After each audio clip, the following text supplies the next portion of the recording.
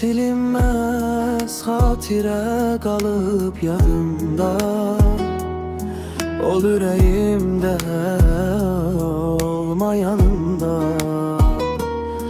Oğluna koyduğum güzel adında, her zaman gözlerinde olsa üzülme. Bakma yüreğime vurmusan yara, gidişinle hayatımı etmişsen kara. Değişmişsen sen beni özge yara, terk edip aşığı gedirsen hara.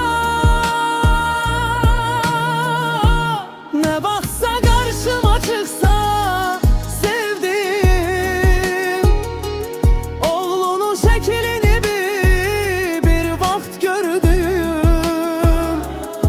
Sevdim ağrımda hem düşündüm, ebedi yaddaşımda silinmez oldu. Ne baksa karşıma çıksa sevdim, oğlunun şeklini bir vaxt gördüm. Sevdim ağrımda hem düşündüm,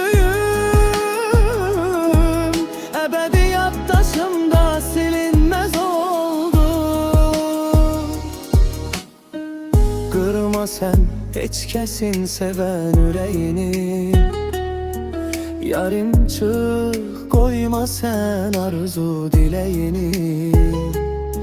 Korulama kimsenin saf geleceğini, ne vaksa karşına çıksa geçmişin. Ne vaksa karşıma çıksa